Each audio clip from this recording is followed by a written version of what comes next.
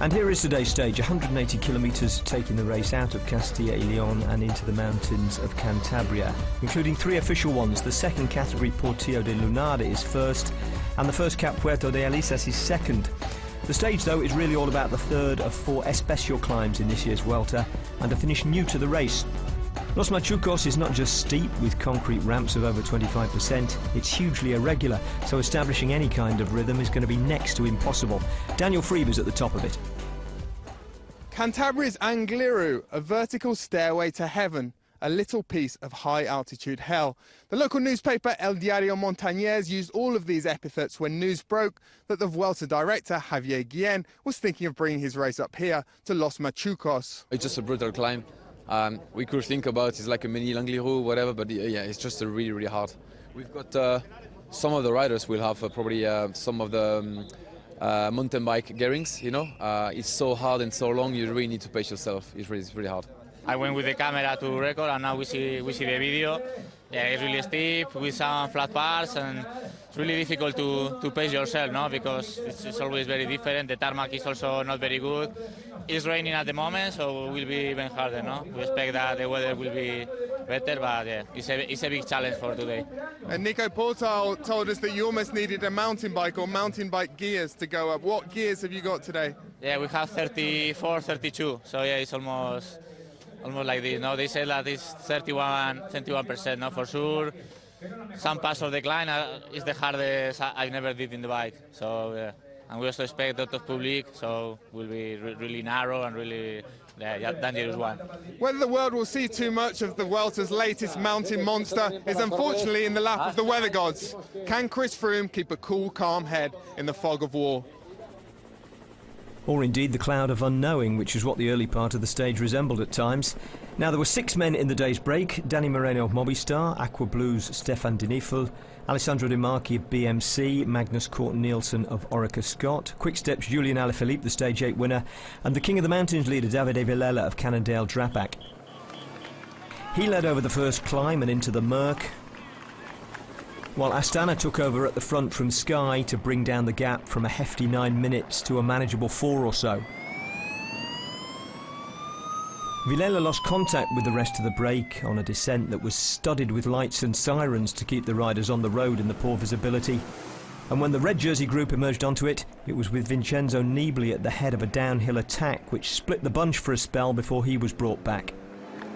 On the next climb, Orica made their move, sending Esteban Chavez and Adam Yates off the front, while Davide Villela was absorbed into the main field. That's where we join it. 21.4 kilometres remaining in this stage, and it's all kicking off on the penultimate climb. A breakaway group, a reduced group now of just 5 riders, have an advantage of 1 minute 31 over a smaller sized peloton which is fracturing. And the reason for that is, first and foremost, this attack from Orica Scott. They've been riding hard all day, brought the breakaway back, one of a number of teams interested in bringing it to within touching distance, and that was a springboard for Adam Yates and Esteban Chavez to attack off the front. Now, neither of those riders deep into the Vuelta are an immediate and obvious threat in the general classification. Esteban Chavez, don't forget, starts the day after his poor time trial yesterday in 9th place, 6 minutes 40 down on the red jersey of Chris Froome. But that attack in itself, very interestingly, has provoked more riders to come off the front of the peloton, including, when I last saw it, David de la Cruz. And there's an attack here from Markel Irizar from Trek Segafredo, maybe trying to get up the road and set things up for Alberto Contador, and a rider from Bahrain Merida too. But you're not sure that is, David? I think it might be Alanson Pantano. Pantano, it made more sense, wouldn't it? Yeah.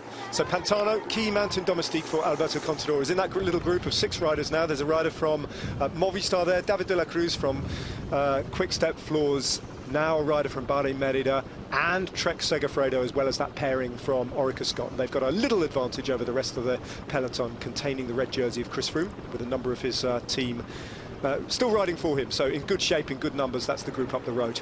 I'm delighted to say we've got a guest in the commentary today, and once again, joining us here on ITV, it's Pippa York. Pippa, it's been an interesting Vuelta today, up to this point, and today is as interesting as they come with this nasty climb at the finish. It's been a cracking race so far. I think that's what makes the Vuelta so special, that there's no real control to the race, and every day's different.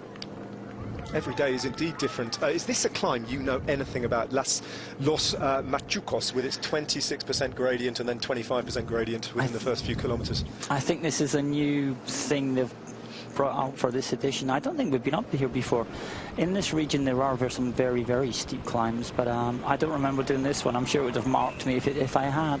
Yeah, I think it probably might have done, even a rider of your capacities. Now, don't forget, this isn't the climb that they're on right now. This is the Cap 1 climb that comes before the final climb of the day. This is the Puerto de Alisas. That's what they're on right now, and they go over the top at 17.9 kilometres to go. And that breakaway, I think, is doomed, especially as they have really now started to ride in the peloton. The problem this group is having at the moment, I don't think Adam Yates is strong enough to pull it away. He's doing all the work, but he's not really extending the lead. And look at the fact the peloton is, or what's left of the peloton, isn't really breaking apart, which goes to show the Team Sky aren't even having to go that hard. So unfortunately for Orica Scott, I just don't think they're strong enough even to make this move work. Because the fact, I mean, that's just still a pretty big group.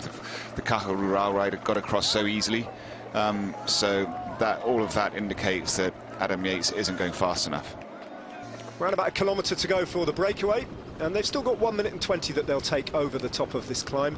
5 riders sweeping up all 5 positions in the King of the Mountains competition, which is bad news for the polka dot jersey of Davide Villela, who really needed to get 3rd place over the top of the climb to defend the jersey for certain at the end of the day. So there's a chance he might lose the jersey depending on who wins the final climb of the day today. It might well be that Miguel Angel Lopez is the new King of the Mountains. Not that that will be his ambition at all. He's looking for a stage win, Miguel Angel Lopez, today. Denifel leading what remains of the breakaway up to the King of the Mountains. Alessandro De Marchi snatching a water bottle from the side of the road, loading up for the descent. 10 kilometres of descending in which you've got to try and drink and eat if you can, with this hideous Especial climb still to come. But it's Stefan Denifel who takes them over, gaining himself in the process 10 King of the Mountains points. With Dani Moreno in 2nd place, and he's followed by Alessandro De Marchi and Julien Alaphilippe, who for a while was refusing to work in this breakaway group and incurring the wrath of just about everybody in what remains of that group. Pippa, having as strong a team as Chris Froome does is not just about your attacking options, perhaps more significantly, as you know better than anyone, when you are being attacked by numerous opponents and strong teams in the general classification. In terms of defending, as another attack Joseph goes off the front, the stronger the team you have, the greater your chances are. As a defensive ploy, it's essential, isn't it? Yes, that's true for every Grand Tour. You need a really strong squad to control days like this where it's animated, but you need to get to the bottom of the last climb with 30 seconds, 1 minute of deficit, and then you're riding for the stage win as well. But it looks like Sky have got this under control. These guys are squabbling amongst themselves. Jack Haig, now the next Orica Scott rider to go on the offensive, freed of domestic duties. I mean, Adam Yates and Esteban Chavez today have drawn a bit of a blank, so why not Jack Haig get up the road? He looks incredibly strong as a mountain domestique. Yeah, it's a new version of Jack Haig. I've never seen him climb this well, and now that he's got a bit of a free ride, you should really try and benefit from that, because obviously the team leaders just aren't quite firing on all cylinders. So over the top of the Puerto de Alisas they go, and the breakaway has 1 minute and 18 seconds to defend over a peloton which is small but compact, and it has come back together partly because Sky once again are dragging it all back. The red jersey intact, and then this big finale still to come.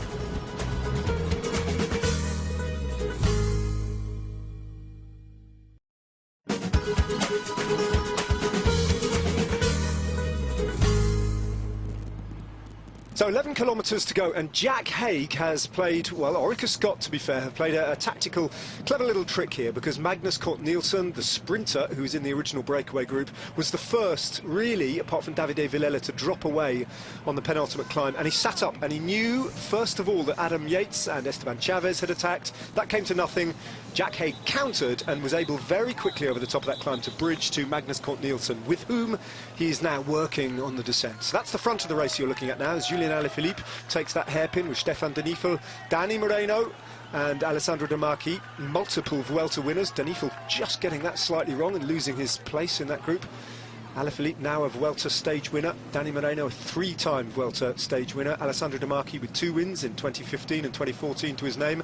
And Denifl from Aqua Blue Sport, the only one of this quartet who hasn't tasted victory on the Vuelta.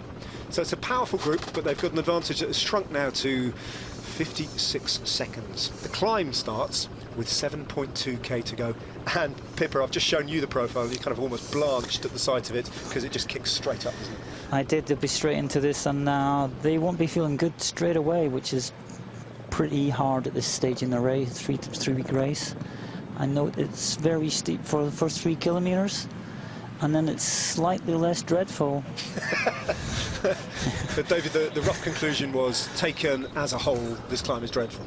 Yeah, it's horrible, and it's going to be the same for everybody. Though, I mean, coming into it, it's going to be very important to be well placed. That's Chris Froome himself at the front there, just leading. I think that's just him just staying out of trouble. But Bahrain Merida again seem to have launched off a rider, so they're being very active. But I mean, look at the numbers that Team Sky have. I mean, that's not a big group, and yet they've got still 5 riders.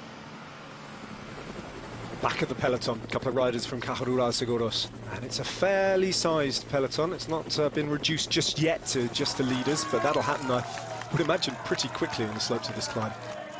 7.2 kilometers to go. It's the official start of the final climb of the day as Dani Moreno takes them onto these brutal slopes.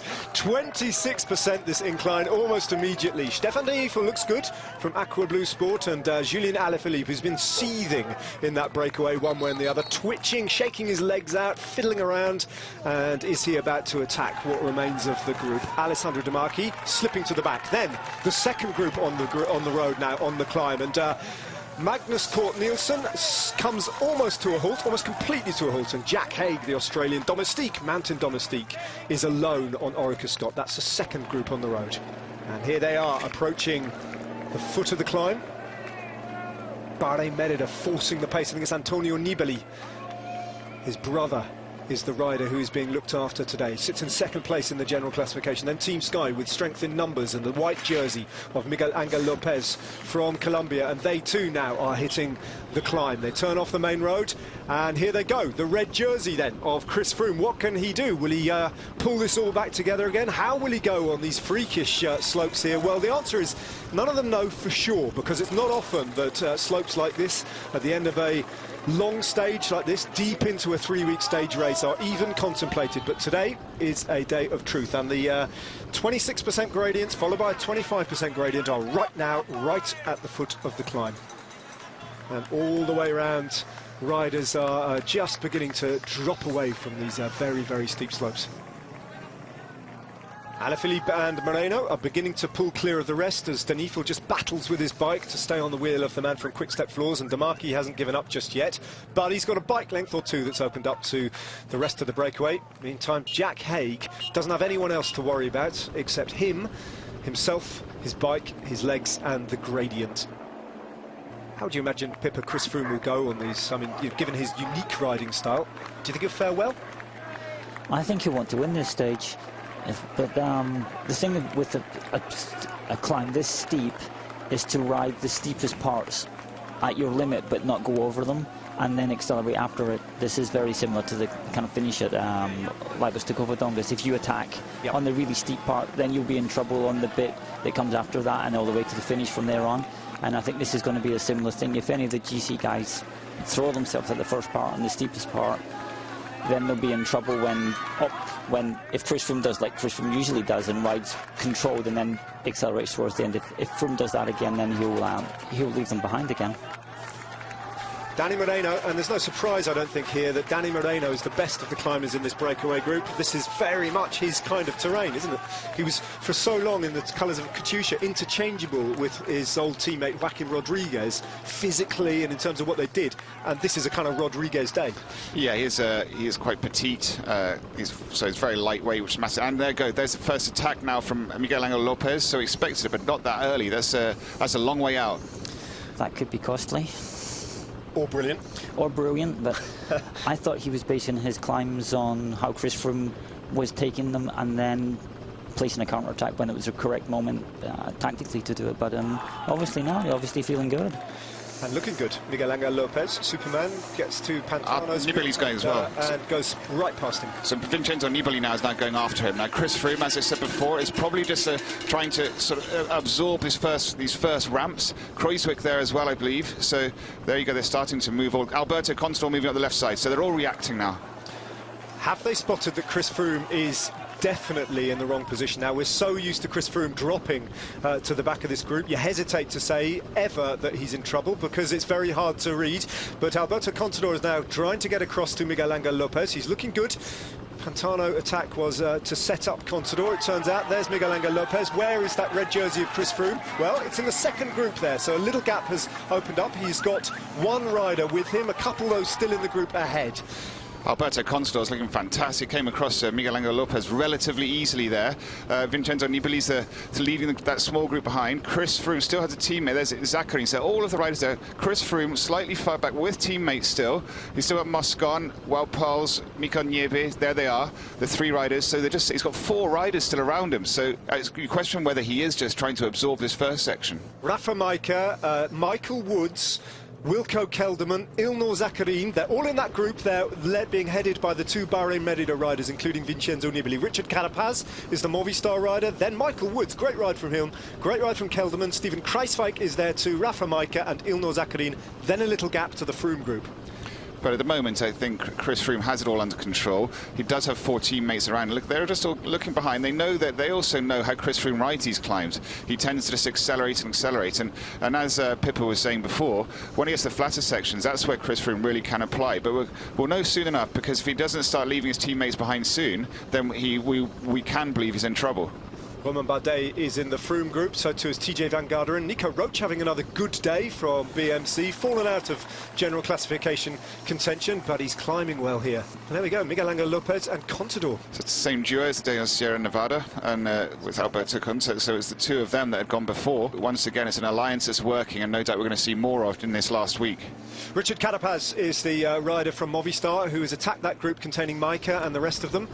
And Chris Froome is still, well, he's just surrounded by his teammates, but he's allowing the race just to go up. He's on the radio now, just telling them either to ride harder or that he's in control. We don't know. And the next 5.2 kilometres will reveal all.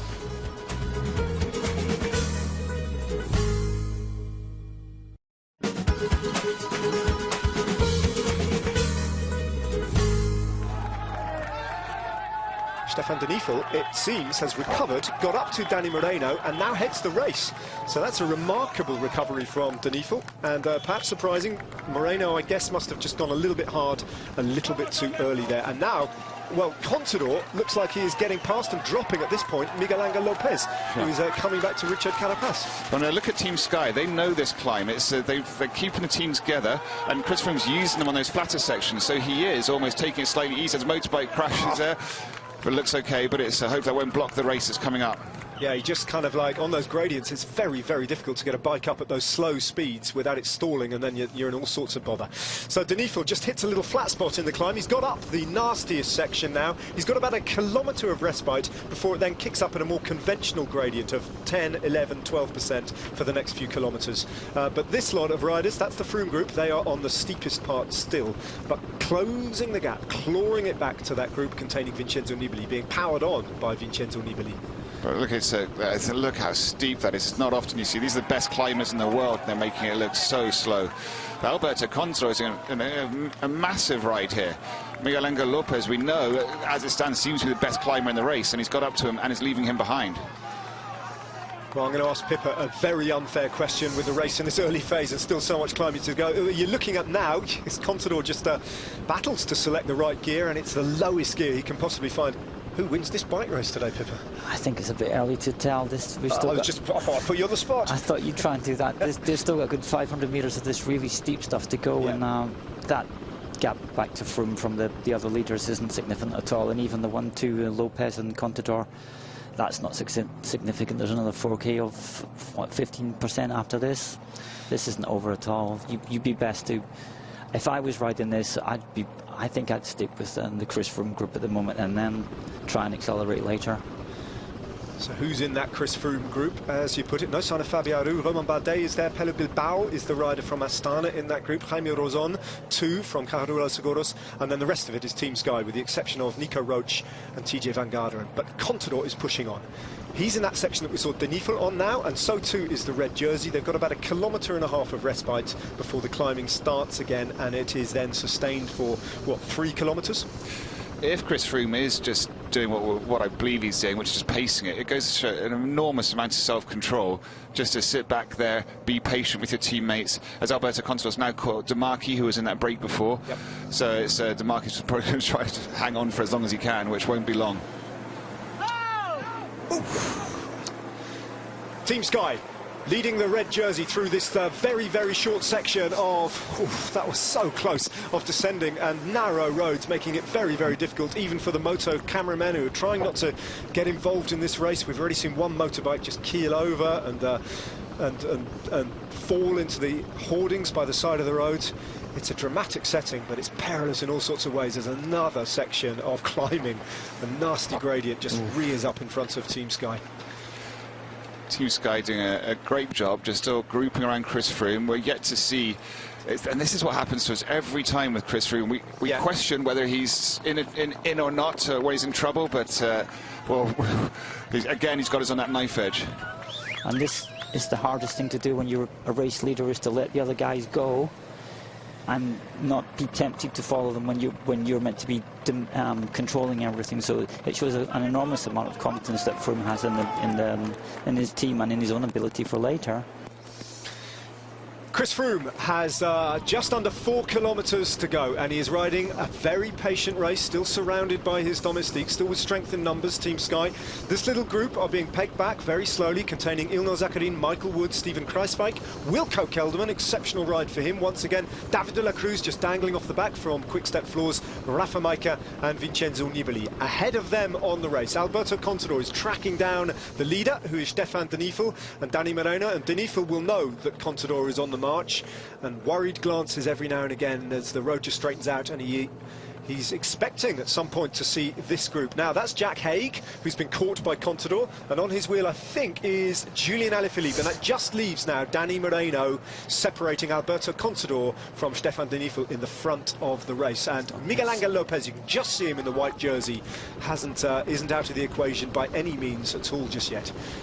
Vincenzo Nibali is trying to push it forward, and there's that gap, small gap back to the Team Sky-led group. There they are, with Chris Froome still completely under control, and the familiar face of Gianni Moscon on the front once again, just showing what an incredible climber he's become in this race. But they're just holding it still, so there's still a bit of a gap, so Nibali has to drive this forward now. Well, that suggests the gap's 1 second. But the presence of motorbikes in between the two groups, I think, would suggest that it's slightly bigger than that. And there it is from the helicopter. You can see, just going out of your shot now, that's the Nibali group. Then riders who have dropped away and being caught in between. And there is the red jersey. So on the evidence that we're seeing there, that would suggest there's at least a 10-second gap. At least 10 seconds, and it's slightly extending. So at the moment, they are riding a very paced ride up this mountain. I mean, the fact that Chris Froome still has 3 teammates around him would indicate that they're not driving forward completely yet. But you would expect them to close this. It might be Chris Froome. If he's feeling good, he's still completely in control. But now we see Rafa Mike Kruiswijk then, who's then pushing forward. Then Micah looking very good. But it's Alberto Contador who's doing. Denifel's doing an incredible ride at the front as well. Let's not forget. I mean, he's holding off Alberto Contador 45 seconds still. He is indeed. This is an excellent group for Vincenzo Nibali to find himself in, though, surrounded by some of the best climbers in the world, and not all of whom are GC riders either, so he's not in competition with them. He can work with the likes of Rafa Maika. Okay, he's disposed of Jack Haig and Alaphilippe, Alberto Contador. There's Alaphilippe just around the corner, so he is still, but 48 seconds, so he's put 50 seconds into Chris Froome in what, 2.5 Ks, 20% gradient here, and he's still looking good. That's the Nibali group you're looking at. And you can see in this group there's no cooperation. They're just leaving Nibali to do it and trying to profit from it, and he's putting a little bit of an acceleration now to try and get rid of them, but there's no real cooperation going on there. the thing is, when it's this steep as well, he doesn't really have to worry about people getting a benefit from his slipstream. No, you can just go to the front and go. If you've got the legs, you've just got to not worry about. And he's riding a GC race, Nibali. He can almost. It's unlikely he can catch 24% here, so it's 1 in 4 gradient. Denifel's still looking good. I mean, there is a chance he can make this. I mean, Alberto Contador's already done a massive ride to even close it this much, but he's still got a big gap to close. Second group here on the road. It's Danny Moreno who has been passed by Alberto Contador now. So Contador is now the second rider on the road, but still has 42 seconds, which is a big chunk of time to make up on Stefan Denifl. And just to compound the gradient, that is a hideous road surface. Oh, look at it. Push bike up. It is. It just looks horrible. I mean, everything about this. And this is Alberto Contador, and he's making it look horrible. And he's currently going the fastest up this mountain. And there you go. He's just now dispatched now Moreno. So he's slowly eating into that gap. I wonder at 36 seconds is chipping away. There's Miguel Angel Lopez just at the bottom of the screen in the white jersey. So he's putting distance into him as well. He's got a fair amount of time to make up in the general classification on the next man in front of him. That's Ilnur Zakarin in 4th place. Contador is, 51 seconds, 1:51 down on Ilnur Zakarin, so he's not quite there yet. Nibali, though, is stretching out his advantage and has dropped that Kelderman-Zakarin group. And now where's the red jersey? When's he going to come into the frame? There he is. There's Nibali going away from him. That second-place rider in the general classification, Vincenzo Nibali, is flying up the climb. And in comparison, Chris Froome looks extremely laboured. Well, now, it's official. To say that. No, he's in trouble. The fact that he's not doing this on his own is he's now got 2 teammates left. But this is now, when you've got the second and GC disappearing up the road, this is the sort of time when Chris Froome would unleash. I mean, he's got 2.5 Ks to go to the finish. So there's 2.2 Ks, don't forget that's the lead rider. And this group is 1.5 minutes behind him. So they're about 2.5 Ks to go. Now, Chris Froome, he's got to do it himself now if he can. That's Gianni Moscon. Moscon still. That's wow. Insane. Gianni Moscon is leading Mikel Nieve and Chris Froome up this climb, and he's doing a great job for his leader, who, well, David Miller's called it, is in trouble. Alberto Contador is not in trouble. He's 38 seconds now from winning a stage and getting to Stefan Denifl. And that's Nieve. So now Nieve's taken over, just trying to pace him up, take Chris Froome, but Chris Froome at any moment is going to have to do this on his own. Pippa, David Miller and I have been watching for the last 2.5 weeks and watching Chris Froome and failing to read his body language. We've given up now. We don't know whether he's bluffing or not. Have you cracked the code? I don't think there is any code. It looks like Froome was gone for it there, so we'll see if he is in trouble or not. I think he's going to use up Nieve. There you go. So again, so it's just Nieve. Nieve is strong enough to take this auto finish. Now, was he just calling him back slightly there? I mean, this is so steep. If Chris Froome was feeling good, and looking at him out the saddle like that, that's a rare sight to see Chris Froome riding like that. Zakarin is now trying to get across to Vincenzo Nibali. Ilnur Zakarin, that's not great news for Wilco Kelderman. It's pretty close between those two, just... Miguel Angel Lopez. So Nibali's coming back up on Miguel Angel Lopez now, so... That goes to show how fast he's going. Miguel Angel Lopez did hit out a bit early and is paying the price for that. But at the same time, Contador hit out pretty early as well and is still holding everyone off. And slowly, but it's now stabilised that time gap to Denifl. So there he is, it's Alberto Contador, still in this extremely steep climb. But he's still looking okay.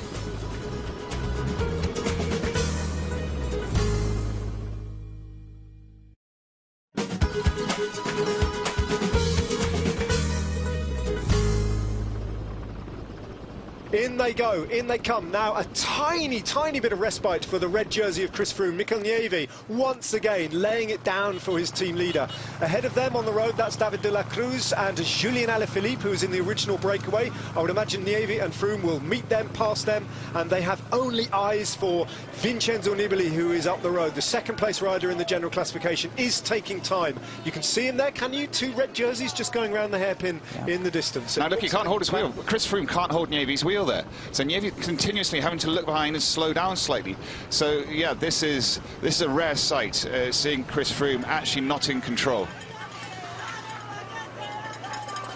head is bobbing. We know that. That's what happens. The legs are spinning. We know that too. The road is wet here. He has to remain seated. It'll be slippery. You can't really stand up. Your back wheel would spin out on these gradients. Contador knows he's making big gains in the general classification, but he only wants the stage win, just that elusive stage win at the moment. 31 seconds in 1.4 kilometres to make up on Denifl, and the climbing, though, tops out, and the final chaos zone is actually down here. We just saw Alberto Contador going out of shot at the top of the screen, so he's not that far in front of this group, but he has put 1 minute and 6 seconds into Chris Froome, if that's right. I mean, that's a massive, that's a massive amount of time to put into Chris Froome, and in what is a relatively short distance of time. That's Julian Alaphilippe, and he's going to be caught now by Nieve and Froome and passed. Frustratingly, we don't know what the virtual time gap is between first and second in the general classification, but I would imagine it's around about 30 seconds. 20 to 30 seconds is our best guess at this time. We'll only know, though, when they all get to the finishing line. And once again, Nieve just opens up a slight gap on Chris Froome, and once again, Froome's body language suggests that he's hurting more than you might have expected. And still, Contador has not given up the ghost here. 28 seconds, still he believes. Standing up on his pedals the whole way up this climb. Denifl looks good, composed, holding it together. This, by the way, for Stefan Denifl, if he wins this bike race, would be by far the biggest race of his career. He's not a youngster, he's 29 years of age. The Austrian Stefan Denifl has moved to Aqua Blue Sport, and if they, Aqua Blue Sport, as an invitational team on the Vuelta, actually score one of the, essentially one of the Queen stages here in the final week with Stefan Denifl, that would be the most fantastic result for that new team. Yeah, it would be massive. I think Alberto Contador will be kicking himself a little bit, though. Perhaps, I don't think. And to be perfectly frank, Stefan Denifl is doing such an incredible ride to hold off Alberto Contador and the peloton. It's phenomenal ride, because normally I've been a breakaway all day and then hitting a steep climb like this, you'd expect that group just to, as the rest of his breakaway companions did, just hemorrhage time.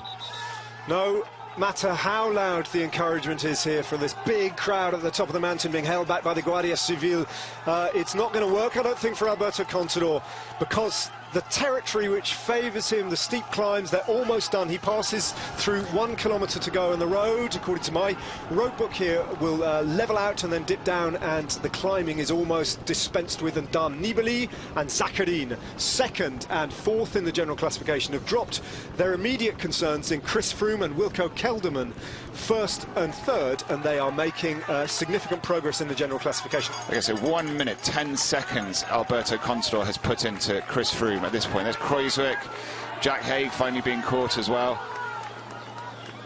So, scattered across this mountain, Steven Kruijswijk, David de la Cruz, is that? Yeah, must be, and Jack Haig. They will be seeing that red jersey on their wheels pretty soon, and Mikel Nieve has done so much work pacing Chris Froome up this climb.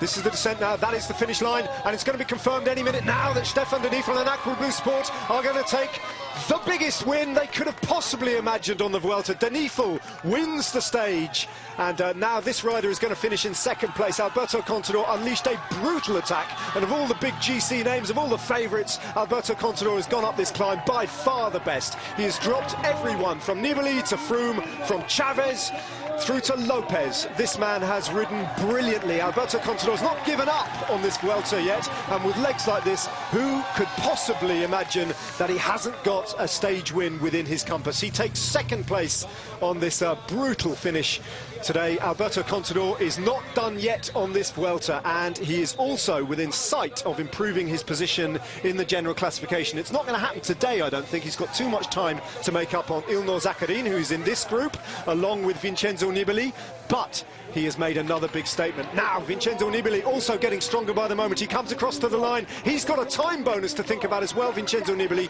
potentially getting himself another 4 seconds, but that's not going to happen. Miguel Angel Lopez picks up third place. Vincenzo Nibali picks up fourth, and we start the clock. And now we will see just what kind of losses the red jersey of Chris Froome has sustained. He started the day, don't forget, 1 minute and 58 seconds up on Vincenzo Nibali, so there's no chance that he's going to lose his red jersey today. But he has lost perhaps an unexpected amount of time. There's a group containing Danny Moreno from the original breakaway and David de la Cruz and Steven Kruijswijk, a resurgent Steven Kruijswijk. They lead Mikel Nieve and the red jersey of Chris Froome up to the line. 30 seconds already lost for Chris Froome, and still he hasn't got to the line. 35 seconds, and that group comes just in front of the red jersey, and it's more than 40 seconds. I make it 41 seconds. We'll get that confirmed, that Chris Froome has seen wiped away from his advantage over Vincenzo Nibali, which brings the Italian right back onto his wheel, and this Vuelta is not over, and Chris Froome has been put to the sword today on that climb. He coughs, he sputtered, he had to go very deep there, and he would not have wanted to sustain losses of that order. Well, let's look at the official time gaps, starting with Stefan de Nijvel's winning one to Alberto Contador, which was 28 seconds. Miguel Angel Lopez denied Vincenzo Nibali the 4-second bonus for third. They were at 1:04 with Ilnur Zakarin and Rafał Majka. Michael Woods and Wilco Kelderman were the next to the top 10 over the line at 1:13 and 1:19. It was a minute 46 before Chris Froome crossed the line behind Mikel Nieve. Fabio Aru lost a minute to Lopez, Nibali and Zakarin. Esteban Chavez and Adam Yates nearly 6 minutes to the winner. Vincenzo, hai guadagnato una quarantina di secondi su Froome, si può dire che la Vuelta si è riaperta? È difficile, guarda, tutti i giorni lo ripeto perché non è mai semplice. Anche oggi, sono onesto, è stata una tappa molto dura, era difficile, e poi qui nell'ultima salita avevo delle sensazioni un po' particolari, sarà anche un po' della crono di ieri, però ho trovato poi il mio ritmo e sono andato su veramente molto bene. Ho trovato anche nel finale una buona mano di Zakarin, perché tutti e due avevamo l'interesse di guadagnare tempo in classifica ed è stata una buena cosa. Yo no me creo que no quieras ganar esta Vuelta a España. Hombre, desde luego que quiero ganarla, pero hombre, soy realista que tengo corredores y rivales por delante muy fuertes. Sí que es verdad que siempre pueden suceder cosas en carrera, pero es realmente difícil. Alberto, ¿esperas que pase algo antes del Angliru? Dos etapas complicadas también. Yo creo que todos los días pueden pasar cosas. Al final está siendo una vuelta en la que te exprimes al máximo, que todos los días suceden cosas y hay que estar preparado para lo que sea.